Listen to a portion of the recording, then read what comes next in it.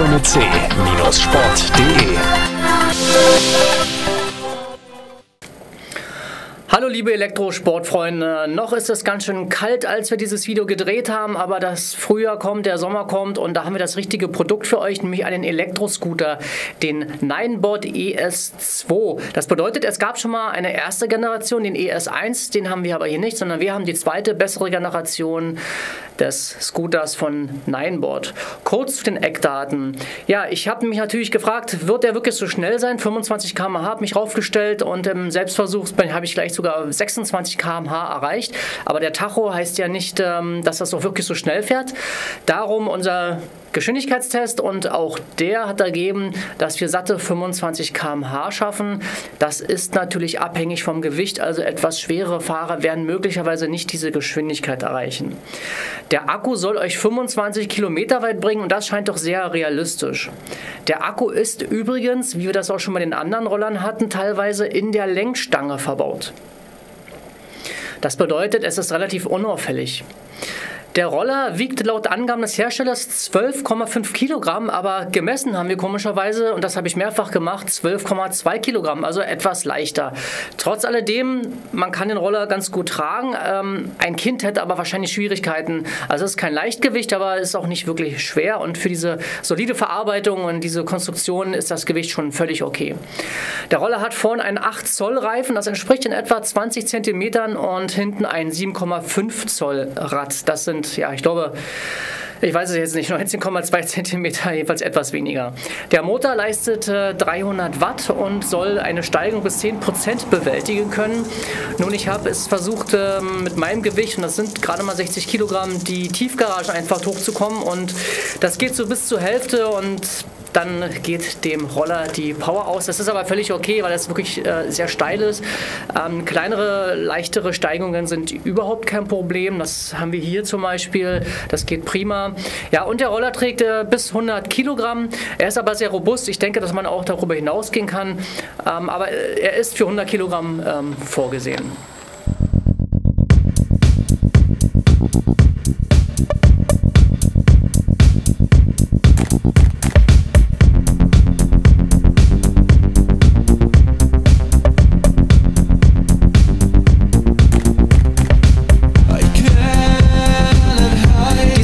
Übrigens eine Federung vorn und hinten. Und zwar vorn sieht man das unter dieser Manschette. Wenn man die so ein bisschen zurückdrückt, sieht man die Feder. Und hinten ist das sehr interessant gemacht. Dort ist quasi das letzte Stück beweglich aufgehangen. Und die Feder dafür, die ist unter dem Roller. Und wenn man jetzt da mal rauftritt, dann sieht man in Zeitlupe, wie sich der Roller quasi so leicht durchbiegt. Und in der anderen Zeitlupe sieht man, wie die Feder komprimiert wird und ja, wieder expandiert danach. Es funktioniert auch und man kann tatsächlich auch über leichte Unebenheiten fahren, ohne dass man da irgendwie hängen bleibt. Das geht tatsächlich ganz gut. Wie bei eigentlich allen Rollern haben wir rechts am Lenker einen, sagen wir mal, Gashebel, also womit man beschleunigt, und links ist die Bremse. Da ist mir aufgefallen, man muss ja immer anrollern, also er fährt niemals aus dem Stand, man muss immer etwas anrollern, so bei 4-5 km/h und dann kann man sozusagen zuschalten. Und zwar reicht es, wenn man ein ganz bisschen Gas gibt. Wenn ich jetzt komplett runterdrücke, diesen Gashebel, dann passiert gar nichts. Also langsam rein und dann kann man auch nicht also man kann quasi nicht zu schnell losfahren. Dafür ist diese Funktion. Und dieser Roller hat einen Tempomat. Den habe ich aber eben erst kurz vor diesem Video ausprobiert. Deswegen habe ich ein etwas verwackeltes Video. Das funktioniert so. In der App stelle ich diesen sogenannten Cruise Mode, das ist ja Tempomat auf Englisch, Cruise Mode ein. Und dann halte ich die Geschwindigkeit, die ich fahren will, 5 Sekunden lang gedrückt. Dann gibt es einen Piepton und dann kann ich loslassen und der Roller fährt von alleine weiter, mit mir natürlich drauf. So, und um diesen Cruise-Modus zu beenden, drücke ich entweder kurz auf den Gashebel oder bremse den Roller aus.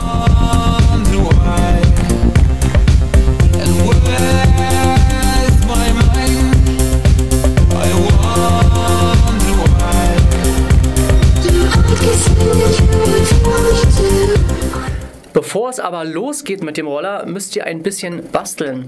Das ist nicht so kompliziert, aber ihr solltet es dennoch vorsichtig tun. Ich sage euch auch gleich warum.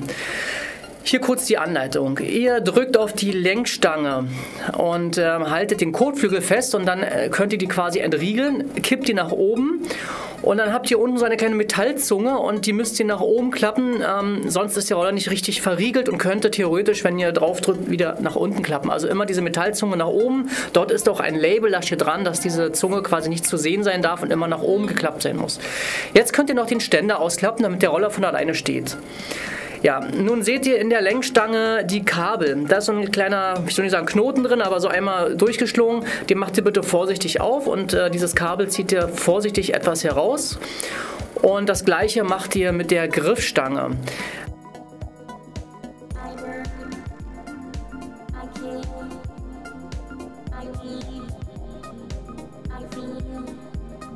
Da sind auch die Schrauben übrigens dran und ein bisschen Verpackung. Also ihr entfernt die Verpackung, nehmt das Kabel aus dieser Lenkstange raus, entknotet es genauso.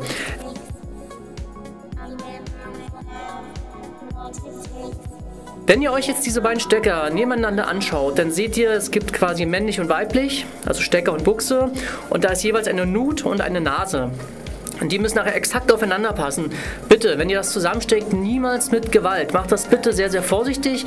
Wenn die Pins abbrechen oder ihr ist wirklich falsch, es gibt so Experten, die drehen das irgendwie 180 Grad verkehrt rum rein, kann es einen Kurzschluss geben, der Roller ist kaputt und das wäre echt schade. Wobei ich nicht weiß, ob er kaputt geht, aber ich kenne diese Aktion beim Nineboard Einrad. Da kann man mit Gewalt den Stecker falsch reinstecken und dann war es das manchmal schon.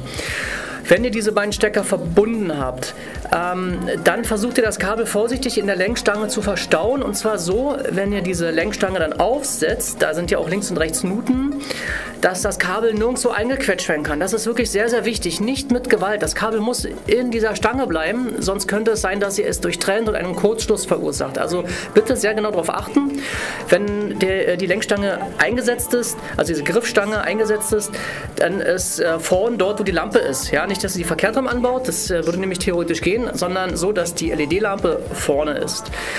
Dann habt ihr insgesamt 5 Schrauben, nicht wundern, eine ist eine Ersatzschraube. Ihr braucht nur 4 Schrauben und die macht ihr links und rechts rein. Bitte auch dort niemals mit Gewalt, ihr drückt oben etwas auf die Lenkstange rauf und dann dreht ihr die Schrauben rein. Das muss wirklich relativ einfach gehen und wie gesagt, wenn ihr die Schrauben irgendwie verkantet, dann wird das Gewinde kaputt gehen. Also bitte da ein bisschen Sorgfalt walten lassen. Das ist echt nicht schwer, aber es sollte halt sorgfältig gemacht werden. Und dann endlich könnte man fast schon losfahren, wenn da nicht noch die App wäre. Ihr müsst diesen Roller, wenn ihr ihn jetzt einschaltet, nämlich oben auf diesem Einschaltknopf, wo die 1 steht, fängt er an zu piepen. Warum? Weil ihr noch nicht mit der App verbunden wart. Und das zeige ich euch jetzt. Ihr installiert zunächst die App entweder aus der Anleitung mit dem QR-Code oder ihr sucht sie einfach im Play Store oder für alle iPhone-Benutzer im iTunes Store. Dann, wenn die App installiert ist, startet ihr sie und ich habe gesehen, ihr müsst einige Berechtigungen erteilen, nämlich zum Beispiel Standort erlauben, sonst wird das nicht funktionieren. Fragt mich nicht warum, ihr könnt sicherlich später auch diese Berechtigung wieder entziehen, aber ihr kommt sonst nicht weiter. Ihr drückt auf Vehicle, also Englisch für Fahrzeug. Search, also suchen. Das Gerät wird dann gefunden, ihr seht diesen Roller abgebildet, es verbindet sich entweder komplett alleine oder ihr drückt nochmal rauf. Wahrscheinlich wird es so sein, dass das erstmal ein Update machen wird. Das war bei mir so der Fall. Das heißt, ihr macht dieses Update, das geht relativ einfach, ist selbsterklärend. Wenn das dann durch ist, drückt ihr auf Reconnect.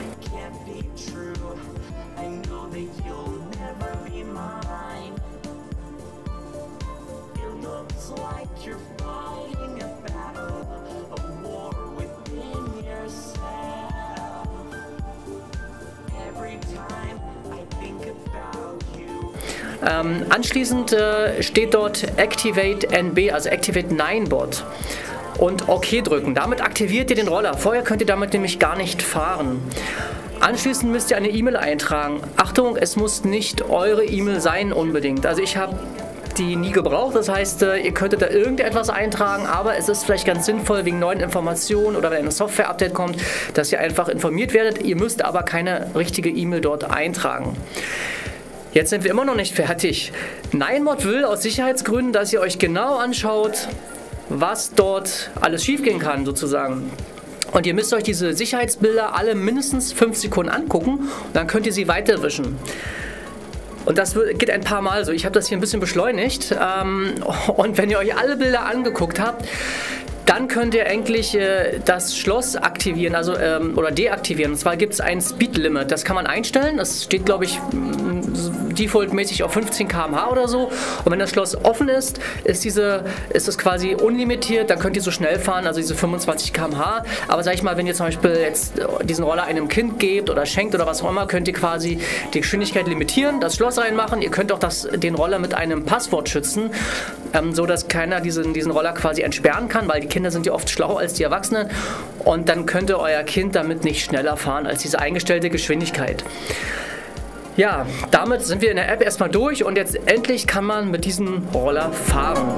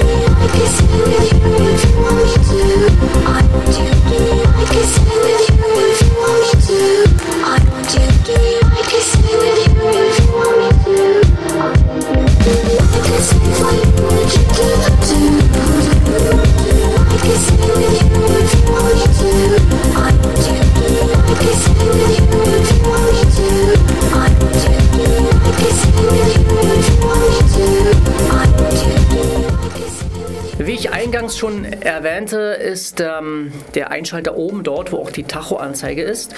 Und wenn ihr kurz drauf drückt, nachdem ihr es eingeschaltet habt, schaltet ihr die Front-LED ein. Und die ist, wie man hier sehen kann, ziemlich brauchbar und im Vergleich zu einigen anderen Produkten von anderen Herstellern wirklich sinnvoll, auch im Dunkeln und wirklich, wirklich hell. Das Licht hinten muss man per App einschalten. Es gibt so ein seitliches Begrenzungslicht, also wie ein Rücklicht. Das kann man leider damit nicht regeln, aber das Bremslicht, das funktioniert immer. Das kann man also auch nicht ausschalten.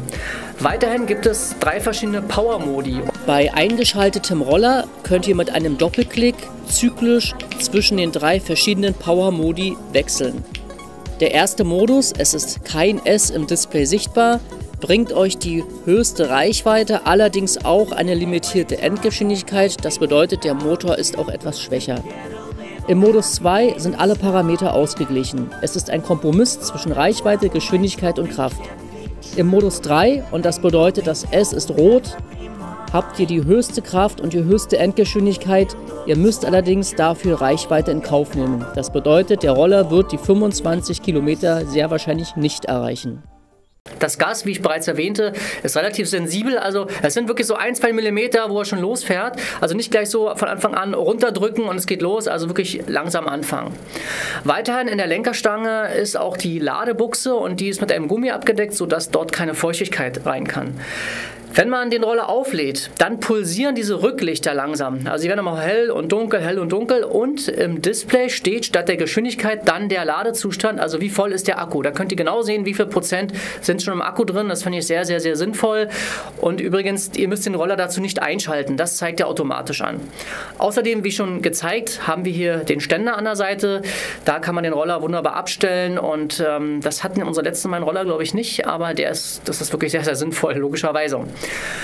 Wie klappt man den Roller jetzt wieder zusammen? Zunächst einmal ist unten diese Metallzunge.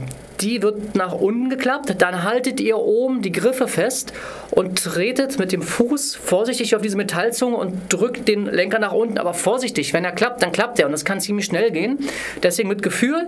Und wenn ihr ihn nach unten geklappt habt, rastet ihr ihn wieder im Kotflügel ein. Also einfach nach unten drücken, dann gibt es so ein Klickgeräusch und dann ist er verbunden. Und dann könnt ihr ihn an der Lenkstange tragen und damit hingehen, wo immer ihr wollt oder ins Auto packen. Das ist also auch ganz, ganz einfach. Wie gesagt, vorsichtig beim Zusammenklappen, dass es nicht zu schnell nach unten geht und ihr euch damit irgendwie stoßt oder so. In der Ninebot-App kann man natürlich nicht nur die Geschwindigkeitsbegrenzung einschalten oder einen Tempomaten oder ein Passwort. Man kann dort das Rücklicht aktivieren oder deaktivieren und für alle die es bunt mögen, das Unterbodenlicht.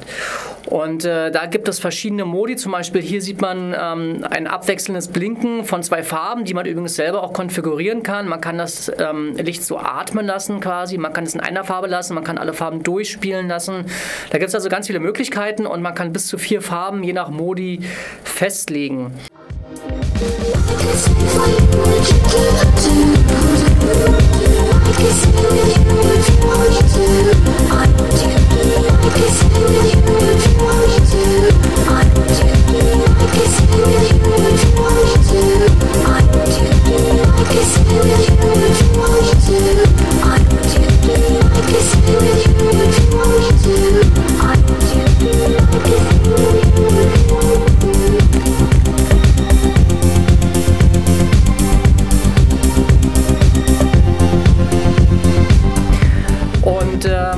Weiterhin in dieser App, was sehr, sehr interessant ist, kann man einstellen, wie stark die Energierückgewinnung ist. Also wenn ich quasi vom Gashebel gehe, wie stark der Roller von selber bremst. Und wenn man das sehr stark einstellt, dann bremst der Roller quasi schon, wenn ich das Gas loslasse, gewinnt dafür aber sehr viel Energie zurück. Wenn ich das auf sehr leicht einstelle, dann rollt der Roller sozusagen weiter, wenn ich loslasse, aber entsprechend wird nicht so viel Energie zurückgewonnen. Wie ihr das einstellen wollt, bleibt euch überlassen. Ich hatte mal diesen vollen Modus drin. Das war für mich ganz angenehm, weil ich weiß, wenn ich loslasse, dass der Roller dann automatisch bremst und ich nicht so viel mit der Bremse arbeiten muss. Andererseits, wenn man jetzt lange Strecken vor sich hat und auch mal so ein bisschen selbst Roller möchte, ist es wahrscheinlich besser, man stellt es auf die niedrigste Stufe ein. Ansonsten ist die App sehr selbsterklärend, allerdings halt in Englisch. Sollte aber kein Problem sein. Wenn ihr Fragen habt, schreibt mich einfach an und ich helfe euch da weiter. Unser Testfazit: Mit dem ES2 von Ninebot haben wir einen wirklich guten Roller in der Hand gehabt. Allein die Trittfläche ist ja voll gummiert und damit rutschfest und man hat hier auf dieses raue Material verzichtet, was ja ganz gerne so Staub und Fusseln irgendwie festhält. Und beim Ninebot ist das so, man kann das super abwischen und hat trotzdem eine anti-rutsch beschichtete Trittfläche. Insgesamt ist diese Aluminiumstange sehr wertig. Der Lenker, die Schalter, es ist nichts wackelig oder filigran, das ist wirklich alles sehr stimmig. Das Bedienkonzept gefällt mir sehr gut und der Roller hat einen guten Mittelweg zwischen Power und aber auch Gewicht, denn wir hatten ja vorher die 2 Roller, die leider ausverkauft sind. Da war der kleine Roller gut für Leute, die eben ein leichtes Gerät brauchten, aber hatte nicht ganz so viel Power und hat sehr kleine Räder. Der große Roller war wiederum schneller und hatte mehr Power, war aber eigentlich schon einen Tick zu schwer, muss man ehrlich sagen. Und Ninebot hat das gut gemacht, einen wirklich guten Mittelweg mit 12,2 Kilogramm gefunden, also 12,5 geben sie an, aber wie gesagt, wir haben ja 12,2 gemessen. Man kann diesen Roller auch aufrüsten. Es gibt von Ninebot einen Akku, den kann man noch an der Lenkerstange montieren, für alle denen es nicht weit genug, für die dieser Roller nicht weit genug fährt, die können das dann noch aufrüsten. Den haben wir aber derzeit noch nicht und auch noch nicht getestet. Wenn es den gibt, bieten wir natürlich an.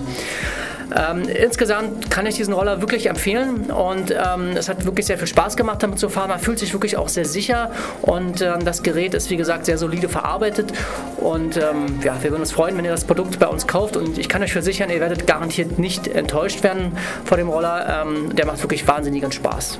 Okay, dann bis zum nächsten Mal und vielen Dank, dass ihr hier zugeschaut habt.